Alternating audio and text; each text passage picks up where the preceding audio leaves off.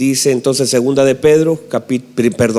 de Pedro capítulo 2, el versículo número 17, dice así: honrad a todos. ¿A quién debemos honrar? Dice honrar a todos, amad a los hermanos, temed a Dios, honrad al Rey. Déjeme volver a leer. Honrad a todos, y esto ya no está sacando solamente de honra a tu padre y a tu madre, sino que hay un entendimiento más profundo donde vamos a llegar. Honrad a todos, amad a los hermanos, temed a Dios y honrad al Rey. Tome asiento, por favor, mis queridos hermanos.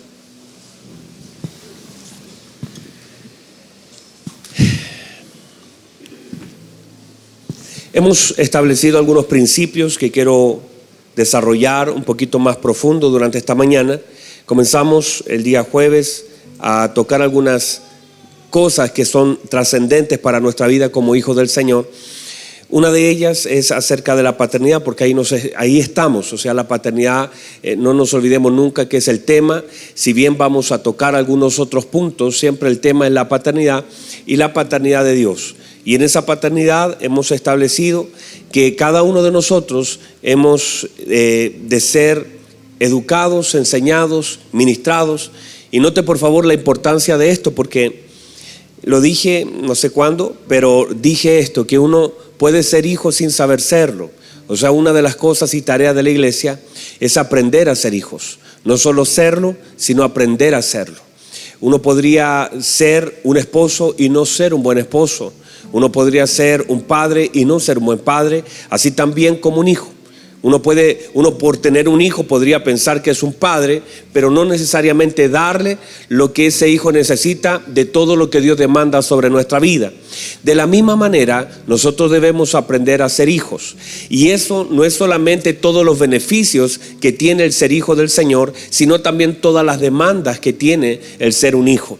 Y en ese sentido, nosotros en la medida que aprendamos a operar como un hijo del Señor, vamos a ser mucho más eficaces en nuestro llamado, mucho más entendidos de lo que debemos ser, vamos a tomar el lugar que el Señor nos dio, pero también vamos a aprender a operar en el lugar que el Señor nos ha dado. Porque si no lo sabemos hacer, uno puede estar desubicado en el lugar que el Señor nos dio. Puedo estar caminando al lado contrario, puedo estar hablando lo que no tengo que hablar, puedo estar haciendo lo que no tengo que hacer. Y entonces una de las demandas de nosotros como hijos del Señor es no solamente ser hijo del Señor, sino aprender a ser hijo del Señor. Y eso es una obra del Espíritu Santo que nos va guiando por medio de la luz de su palabra, por medio de la apertura del entendimiento. O sea, no es solamente, la Biblia dice, míreme, que la Biblia dice que el Señor llamó a sus discípulos, pero luego de llamar a sus discípulos, los entrenó para que sean discípulos. ¿Sí me explico? O sea, una cosa es que te llamen para ser discípulo y otra cosa es que seas entrenado para ser luego discípulo, porque esa es la tarea de todo hombre de Dios, que una vez que ha sido llamado por Dios, ahora aprenda a operar en el llamado que el Señor le ha hecho. ¿Sí me explico, verdad? Entonces la Biblia dice que los llamó apóstoles, pero luego también les enseñó la tarea apostólica que ellos debían de hacer. Lo mismo nosotros hemos sido hechos hijos del Señor, pero ahora desde esta posición debemos aprender a operar en la posición de un hijo de Dios, en la mente de un hijo de Dios, en el lenguaje de un hijo de Dios, en las actividades y las cosas que no debo hacer como hijo de Dios. Todo eso nos enseña a ser un hijo del Señor. Entonces, donde nosotros vemos esto y donde nosotros vamos a comenzar a entrar en esto es, y siempre nos vamos a centrar en lo que es la paternidad. Porque donde hay una paternidad también hay una oportunidad. toda vez que usted vea una paternidad ministerial en relación a Dios, por supuesto, cada día, y también en lo natural, por supuesto que hay una oportunidad de parte de Dios, pero que esta paternidad solamente se puede recibir, y hemos dicho que Dios ha depositado un hermoso depósito en la vida de nuestros padres naturales, padres ministeriales, y sobre todo en la vida de nuestro Padre celestial. Hay un gran depósito, pero que solo se accede por medio de la honra. Otra vez, solamente podemos acceder a los depósitos paternales por medio de la honra. Lo dijimos hace un par de meses atrás, que no importa cuánto un padre pueda soltar a la vida de un hijo. Yo podría todos los días estar diciendo: Dios te bendiga, hijo, Dios te bendiga, hijo, Dios te bendiga, hijo, Dios te bendiga. Y eso no está mal, porque en la boca de un padre hay una bendición de un hijo. Pero el Señor determinó que la plena bendición de lo que Dios ha depositado no está en la boca de un padre, sino está en la honra de un hijo. Entonces, si el hijo no honra, por mucho que el padre quiera y tenga algo, no podrá recibirlo. El hijo es el activador por medio de su honra. El padre es el contenedor, pero el hijo, por medio de la honra, activa ese depósito. La Biblia dice, y usted lo conoce, que el Señor llegó. El Señor, y la Biblia dice, antes de llegar a su ciudad, la Biblia dice que el Señor iba lleno del Espíritu Santo y el poder de Dios estaba sobre él. Pero la falta de honra de su ciudad sobre su vida hizo que el depósito no fuera abierto en favor de ellos. Quiere decir que no importa lo que yo contenga, no importa lo que usted contenga, no importa lo que Dios tiene, si no hay honra, el depósito no puede ser vertido, porque es la forma como Dios determinó que nosotros pudiéramos acceder a todo el depósito contenido en Dios y en todo lo que el Señor ha hecho. La Biblia dice, míreme por favor, la Biblia dice: el que recibe a un profeta. ¿Qué dice la Biblia? Dice: recompensa de profeta recibe. Quiere decir que nosotros somos aquellos que recibimos, abrimos el corazón, honramos, y en medio de la honra nosotros podemos acceder al depósito que Dios ha hecho en sus hombres. El que recibe a un niño, el que recibe a uno que envío. Siempre que la Biblia habla de esto, habla de que en sí cada uno de nosotros tenemos. Hay gente que la Biblia establece, y el Señor lo dijo, que apedreó, golpeó, mató a los que fueron enviados. Ellos tenían un depósito, ellos habían sido enviados por el Señor, pero la falta de entendimiento, la falta de honra nos impide acceder a los depósitos que Dios mismo ha hecho en las personas. Y cada uno de nosotros tenemos un depósito. Otra vez, cada uno de nosotros tenemos un depósito.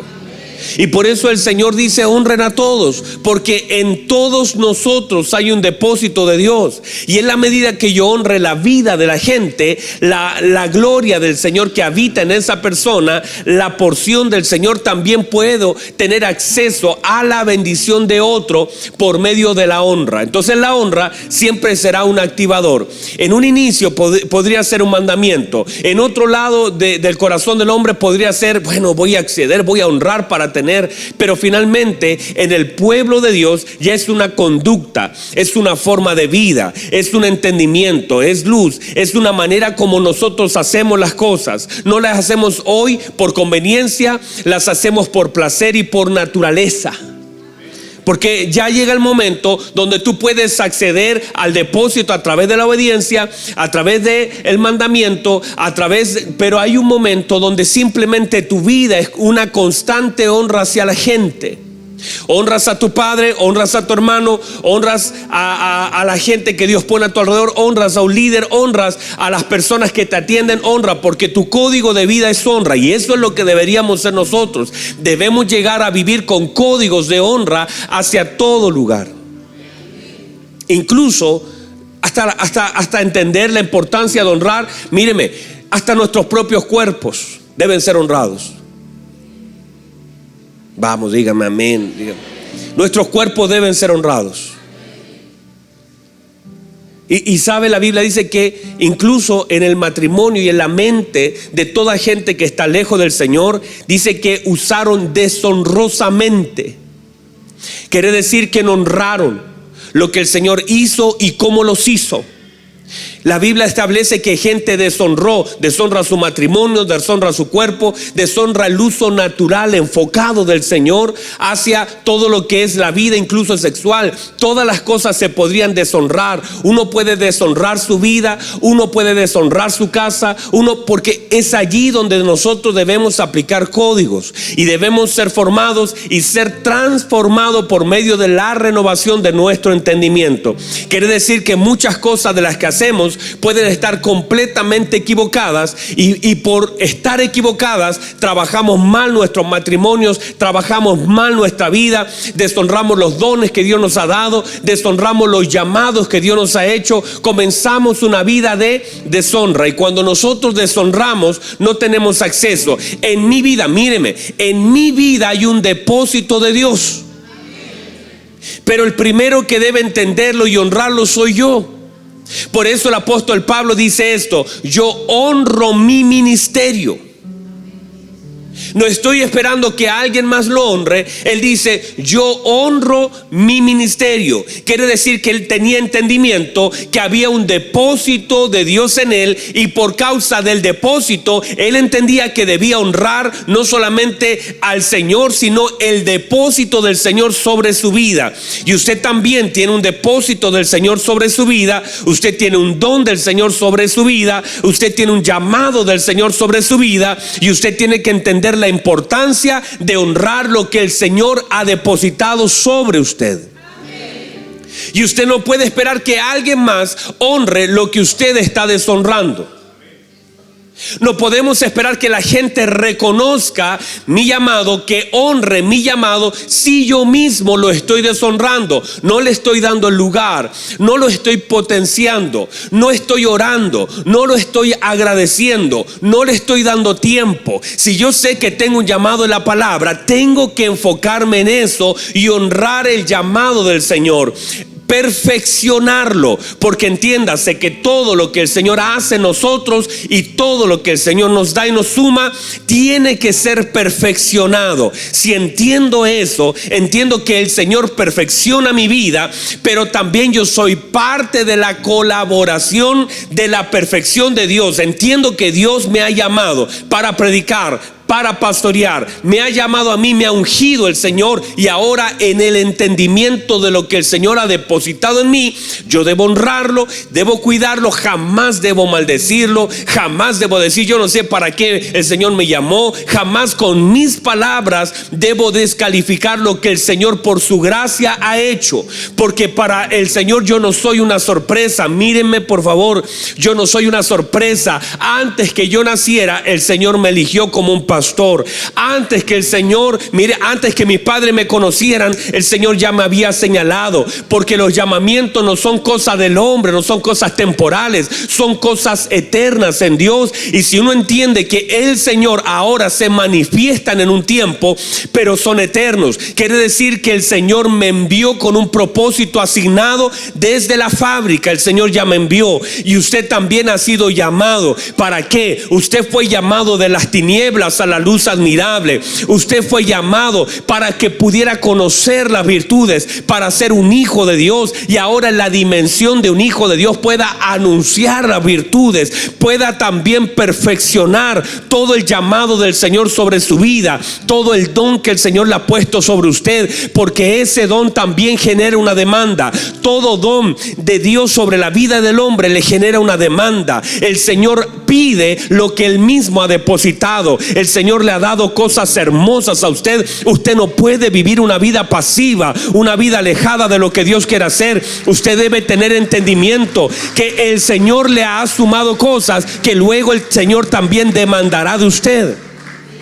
O sea, yo no puedo pensar que yo soy, míreme, yo soy un contenedor, yo soy un arca. El Señor ha depositado las tablas de la ley, ha depositado milagros como la vara de Aarón, ha depositado el maná como su provisión. Él ha hecho un depósito de mi vida. Yo soy esa arca que el Señor formó para depositar su gloria. Entiéndase, no puedo pensar que soy cualquier cosa, no puedo caminar en un sentido contrario. Yo soy un hijo del Señor y debo pensar como un hijo de Dios, debo hablar como un hijo de Dios, debo caminar como un hijo de Dios, debo No sé si alguien me entiende. Yo tengo que no solamente serlo, tengo que también entender lo que el Señor ha hecho por gracia sobre mi vida. Y desde esta plataforma de entendimiento debo perfeccionarme como un hijo de Dios. Debo comenzar a crecer. La Biblia dice que el Señor crecía. Él era un hijo de Dios. Y en ese entendimiento de ser un hijo de Dios, la Biblia dice que Él establece desde sus 12 años. No sabemos antes, no vemos mucho después, pero a los 12 años, que es 12, es un número de gobierno. A los 12 años Él se para y Él dice: los negocios de mi Padre me conviene estar. Él ya tiene entendimiento que Él tiene que estar involucrado en las cosas del Padre. ¿Por qué me están buscando? En los negocios de mi Padre me conviene estar. Debo estar aquí. Y luego de Él soltar la palabra de entendimiento, que Él está involucrado en las cosas del Padre, la Biblia dice: y Jesús crecía en gracia, y Jesús crecía en sabiduría, y Jesús crecía en estatura. Porque cuando yo entiendo que soy un hijo y que estoy metido en las cosas del Padre, los negocios del Padre, no me queda otra que crecer, no me queda otra de avanzar. No sé si alguien entiende, pero cuando yo entiendo que yo soy un hijo de Dios, yo tengo que crecer, y tengo que crecer en sabiduría, y tengo que crecer en estatura, y tengo que crecer en gracia. Y esa gracia, la Biblia establece que Él crecía en gracia para con Dios y para con los hombres. No es solamente para con Dios, sino también tengo una responsabilidad de crecer en favor de los hombres. Que en la medida que yo vaya creciendo, es el entendimiento que tengo que soy hijo. Y todo hijo de Dios, hermano amado, tiene el potencial de crecer. Todo hijo de Dios tiene el potencial de ensancharse. Todo hijo de Dios tiene no solamente el potencial, la obligación de crecer. Un hijo de Dios, por eso la Biblia dice: hasta que todos lleguemos a la estatura, hasta que todo, usted, yo también tengo que llegar hasta la estatura. Por eso el apóstol Pablo dijo: no es que yo ya sea perfecto, no, yo prosigo el blanco para ver si puedo alcanzar aquello para lo cual yo fui alcanzado. Entonces, entiéndase la importancia del crecimiento en la vida de la mente de un hijo. Usted tiene que crecer. Usted no se puede estancar. Usted no puede decir, la gente: hermano, está igual. Y hay personas que tristemente se estancan en su servicio, en su mente, en su formación. Piensan que porque hicieron 2 o 3 cursos ya están. No, hermanos, esto es seguir creciendo, seguir avanzando. Usted no puede. ¿Cómo sé que he crecido? Porque ya no estoy peleando con las mismas cosas que peleaba antes. Hay una manifestación de mi nueva estatura, es que ya no estoy peleando con aquellas cosas que peleaba antes, que me enojaban antes, que me enfadaban, que yo reaccionaba mal. Una manifestación, es decir, cuando sabemos que ya David no vuelve atrás, cuando dejó de pelear con el oso, cuando dejó de pelear con el león, cuando tú dejas de pelear con algunas cosas, es que hay algunas etapas que tú ya pasaste, que ya no vas a regresar a ellas. Él dice: yo peleé con el león, yo peleé con el oso. Quiere decir que ya no voy a regresar a pelear con las mismas cosas que estoy peleando. Ahora me toca este gigante, este Goliat, este incircunciso. Pero él es simplemente uno de los elementos más que he de vencer. Pero no voy a volver a pelear con las mismas cosas. Una evidencia de nuestro crecimiento es que ya salimos de aquellas batallas que peleábamos antes, que ya no estamos metidos en las mismas cosas. Si estás peleando siempre con tu esposa por las mismas cosas, si estás peleando siempre con tus hijos con las mismas cosas, si estás peleando siempre, las mismas batallas determinan tu crecimiento. Llega un momento donde usted dice: ya no voy a pelear con eso. Antes sí, yo peleé con eso, eran cosas, pero ya no estoy peleando con eso. Ya me salté ese proceso. Entiéndase, cuando usted deja de pedirle a su hijo que se lave los dientes, cuando él, sin que usted le diga, ya se los lava solo, y usted ya no pelea con eso. Él ya entendió, él creció, él sabe, ya tiene responsabilidad sobre su dentadura. Ya no tiene que estar: mi papá no me llama para decirme: Abel, pagaste el agua, Abel, pagaste la luz, Abel, porque él no puede. Si yo todavía estoy esperando un llamado para hacer algo, no he crecido. Debo entender que mis batallas determinan mi crecimiento. con las cosas que usted esté peleando. Si usted todavía está, mire, si hay gente que todavía dice, yo no sé si ir o no ir a la iglesia, yo no sé si usted está peleando a ese nivel, hermanos, está todavía ya en el ABC. Si usted todavía está diciendo, si todavía su esposa le está diciendo, vamos a la iglesia, vamos, usted todavía es un bebé. Vamos, alguien que me ayude. Si todavía estamos en la batalla de que la esposa le dice, bueno, tú eres el sacerdote, y todavía la esposa tiene que recordarle el lugar. Si todavía está esperando usted, señora, que su esposo tome el lugar de sacerdote y que ore con su hijo, esas cosas son batallas de niños. Ya me fui del mensaje por si acaso hace rato, ¿verdad? Usted ya lo notó, ya no estoy ahí. Pero qué importante es aprender y entender que mis batallas determinan mi crecimiento.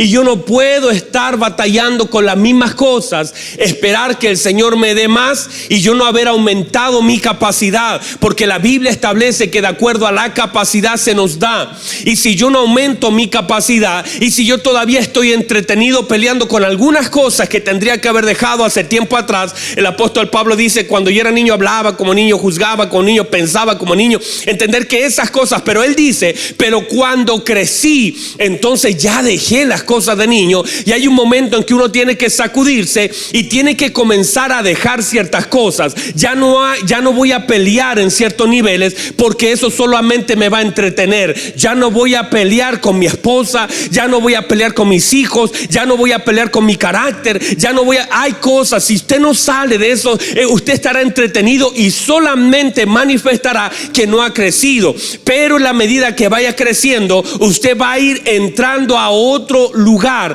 a otra dimensión, a otras batallas. Usted debe entender, por eso Efesios no parte hablando, míreme por favor, Efesios no parte hablando acerca de las armas espirituales. Termina el libro hablando acerca de las armas y la armadura de Dios, pero todo el libro comienza a hablar de la revelación de Cristo, y pasa también por el matrimonio, y pasa por los hijos, y pasa por la honra, y pasa por la conducta. Y luego que ya tengo entendimiento que debo amar a mi esposa así como Cristo amó a la iglesia, y que debo honrar a mis padres, y cuando termino toda la tarea natural, entonces puedo pasar a una tarea espiritual. Pero hay gente que está tratando de pelear en lugares celestiales sin siquiera derrotar los problemas en casa.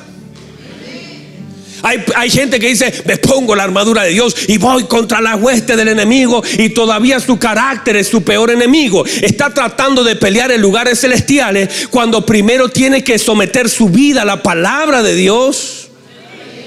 Y hay gente que quiere tomar la espada y ya quiere irse a guerra espiritual, cuando todavía su carácter es simplemente se aprieta un botón y toda su armadura se le cae, porque no tiene el carácter para sostener la armadura de Dios. Yo no sé si hay alguien acá que está dura esta mañana, parece la cosa. Pero ¿cómo voy a llegar? ¿Cómo voy a entrar? Porque todo lo que el Señor habla es progresivo. Que esté Efesios capítulo 6, y que antes de Efesios capítulo 6 esté Efesios capítulo 5. Mire qué revelación. O sea, anótelo por ahí. Pero ¿por qué el Señor pone al final eso? Porque es importante que el hombre entienda su lugar en casa, su posición en el hogar, su amor hacia su esposa. Porque ¿cómo te vas a enfrentar a un mundo espiritual si tienes dañada tu casa? ¿Cómo te vas a enfrentar a los demonios si finalmente no eres capaz de amar a tu esposa? No eres capaz de entender el propósito del matrimonio. No eres capaz de honrar a tus padres. No eres capaz de ponerte en el lugar. Maridos, amen a sus esposas como Cristo amó a la iglesia y se entregó por ella. Pero esas cosas que son aparentemente naturales y menores, y la gente está saltándose a Efesios capítulo 6 a pelear y dice, yo me he visto listo con el yelmo, el calzado. No lo hago. Tiene que hacerlo, por supuesto, pero tiene que pasar por el 5, tiene que pasar por el 4, tiene que pasar por el 3, tiene que pasar por el 2, tiene que saber cuál es su lugar en la iglesia, cuál es su lugar dentro de la congregación. Debe tener entendimiento. Yo no sé si hay alguien acá, pero ¿cómo vamos a llegar al 6 sin haber pasado por los capítulos previos que me enseñan primero la conducta, el trato, el amor, mi posición en casa, mi lugar como un hombre de Dios al lado de mi esposa? Pero si yo todavía no tomo conciencia de que debo amar como Cristo amó, hermano, no me voy a vestir con la armadura de Dios para ir a una guerra espiritual galáctica si todavía no estoy parado, todavía no puedo amar como se me demanda. ¿Por qué me quiero vestir de guerrero espiritual si todavía aquí estoy tan débil? Estoy dañando a mi esposa, a mis hijos. Todavía mi carácter es el peor enemigo, y antes de poner la espada hacia afuera,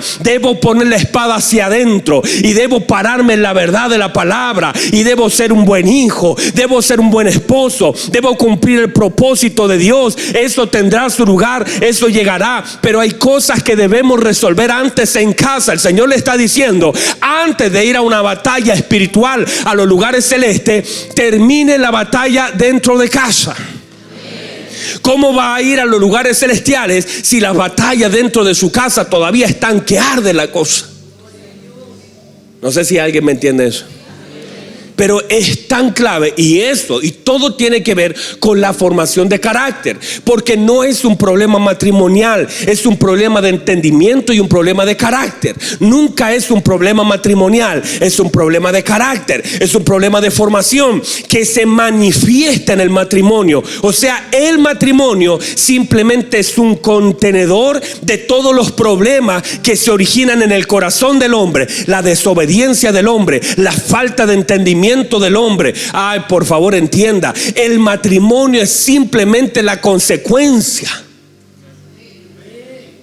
de la falta de carácter de Cristo. Y cuando decimos tenemos un problema entre esposos, no sé si están acá todavía. Tengo un problema en mi trabajo. No es un problema en tu trabajo, es un problema en tu carácter. No es un problema en la iglesia, es un problema en tu carácter. Te falta Cristo. No es un problema hacia afuera, siempre el problema es hacia adentro. Ay, pastor, pero es que no soy yo, es Él. Bueno, todavía sigue siendo tu problema.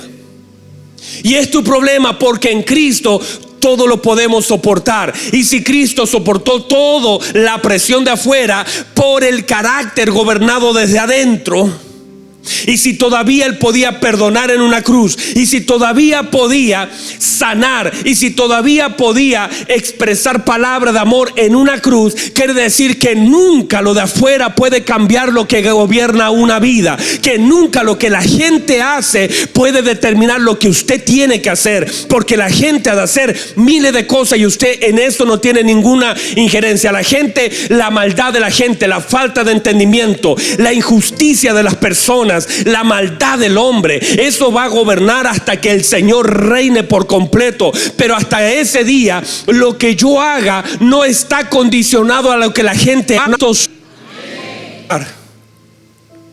Lo que la gente haga, todo lo que la gente haga, lo que hagan mis hijos, lo que haga mi esposa, lo que haga mi vecino, lo que haga mi jefe, eso simplemente yo no lo puedo manejar. Pero lo que yo debo entender que debe templado, procesado, que lo que nunca determinará lo que yo soy en Cristo y esto sobre mi vida. Entiéndase, por favor, hay cosas que no van a cambiar exteriormente, sino que han de ser resistida por la obra de Cristo en mi corazón. Que hay cosas que no van a cambiar, pero yo sí las puedo resistir. Que yo puedo resistir las tormentas, yo puedo resistir los desiertos, yo puedo resistir la presión, yo puedo resistir porque todo lo puedo en Cristo que me fortalece. Entonces no es una obra de la presión de afuera, es una obra de la fortaleza de adentro.